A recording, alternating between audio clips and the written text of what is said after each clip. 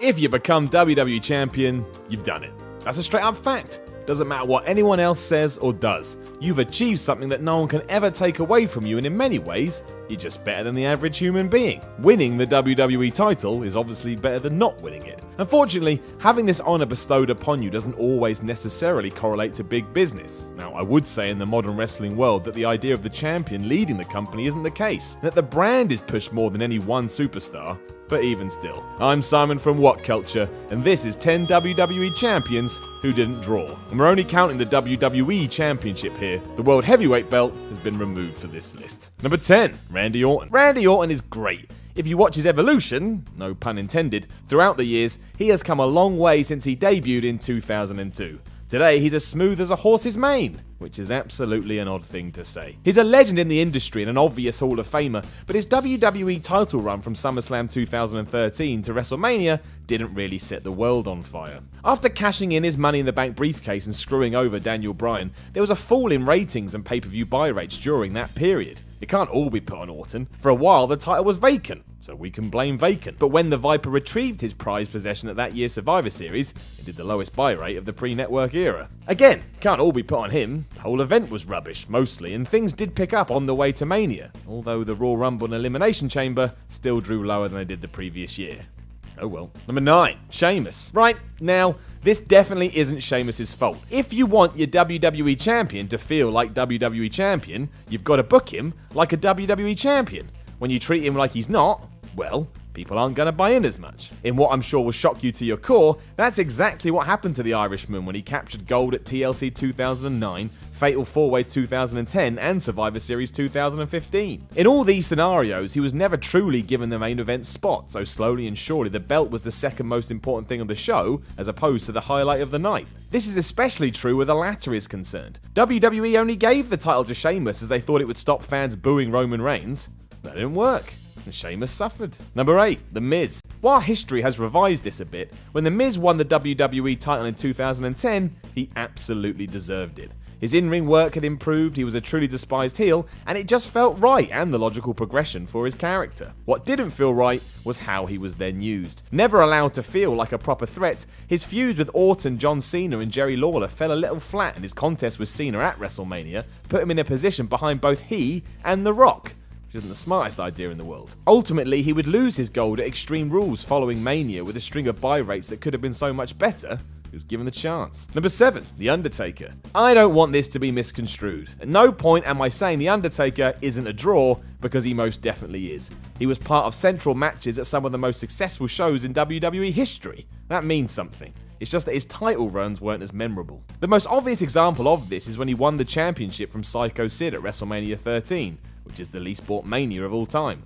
Subsequent pay-per-views weren't too hot either, and the power of WCW at this time was proving to be a true thorn in WWE's side. Overall, doesn't matter. If you consider how long The Undertaker has been active and just what he's done, well, he's been a massive, massive success. Number 6, Psycho Sid. And on the subject of Psycho Sid, while his title reign had started wonderfully at Survivor Series 1996, where the crowd at Madison Square Garden cheered him on to victory against Shawn Michaels, even though HBK was meant to be the good guy, downhill from there. His defense against Vader at In Your House It's Time drew the second lowest buy rate of the In Your House era, and his rematch against Michaels at the Royal Rumble featured a pay-per-view number that was down from the previous year. Plus, as we already mentioned, he too was involved in the WrestleMania 13 main event, which, again, is the least bought Mania in history. But still, he's the ruler of the world, so who cares? Number 5, Seth Rollins. Seth Rollins' start to his run with the title was awesome. Cashing in at the end of the Roman Reigns vs Brock Lesnar match at WrestleMania 31, everyone was elated to see the former Shield member with gold in his hands. Then progress just kinda ground to a halt.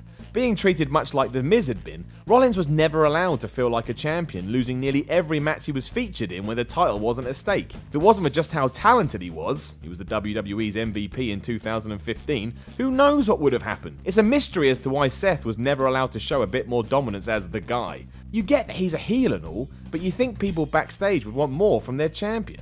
Number 4, Roman Reigns. Roman Reigns is like the opposite of Seth Rollins, or at least when it comes to the WWE Championship. Whereas Seth was made to look weak, the whole point of Roman's run was to make him look strong, yet both had the same outcome. Despite a couple of brief reigns, his crowning moment was supposed to come at WrestleMania 32 when he toppled Triple H. Given that the crowd had no interest in seeing this, and that they actively wanted to boo the man, it It didn't result in great business. TV numbers were still low, house shows weren't performing any better, and network subscriptions remained the same. For all the thought gone into Reigns' push, it didn't really make much difference. Number 3, Shawn Michaels. The Heartbreak Kid is one of, if not the, best pro wrestlers ever. His name will be in the conversation forever, and that's because he earned it. When he was WWE Champion, however, the sports entertainment tide did turn in the favour of WCW. Winning his first title from Bret Hart at WrestleMania 12, which was the third lowest sport mania in history, it was shortly after this that Nitro's 83-week-long winning streak began.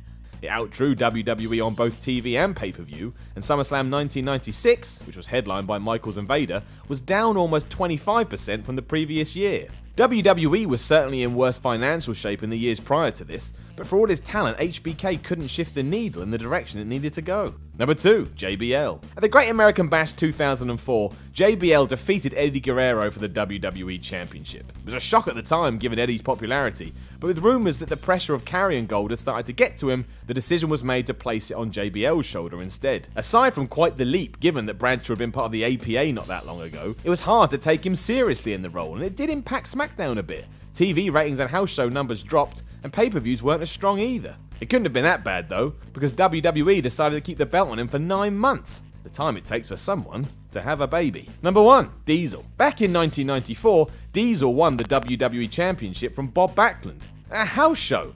Imagine that happened today. I mean, you'd find out about it on Twitter. It's still weird. Setting up Kevin Nash to go and headline WrestleMania, the show did 320,000 buys, down from 400,000 12 months prior. It was a trend that continued, as King of the Ring went from 185,000 buys to 150,000, and SummerSlam went from 300,000 to 205,000. The worst was Survivor Series, where Diesel lost his gold, that dropped from 254,000 to 128,000. It was the same pattern with TV and house show numbers, and all in all, Nash didn't have the best of times at the top of the heap. Didn't really matter though, he's now one of the most recognisable names ever, so he did okay.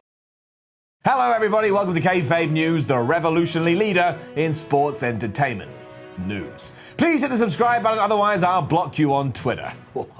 Tonight's top story. While enjoying an episode of WWE Monday Night Raw on the television in a local bar, wrestling fan Terry Darby was shocked and distraught when a fellow bar-goer revealed that professional wrestling is a fake sport. My whole life, I believed wrestling was a legitimate sporting competition, said Darby, 44, but now I'm not so sure since a random guy at the bar made a snide comment on his way to the bathroom. The clever stranger, who was at the Game Day Sports Pub to watch football on a different television, described professional wrestling as, and I quote, a soap opera for men.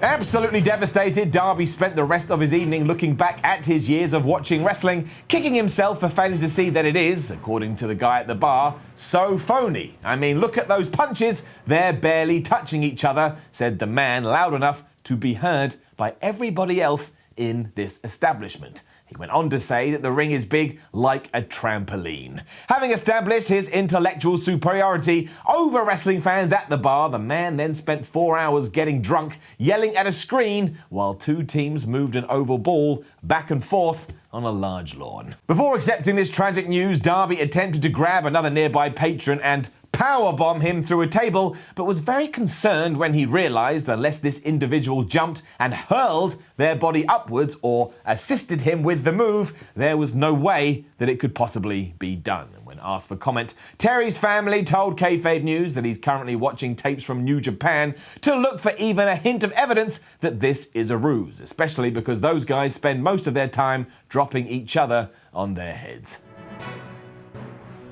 We shall update you with more when we have it, and if this has affected you in any way, remember, you can always go get in touch with somebody that's not us. We certainly do not want to hear from you, and I repeat, do not come to the studio, do not come to the studio, we're not here to help. With that said, please do help us by liking the video, sharing the video, and subscribing to the channel. If you want to leave a comment below saying how mad you are that you got duped by another video from us, please be our guest. My name is Flipping Marks, and I will talk to you again soon against my better judgment.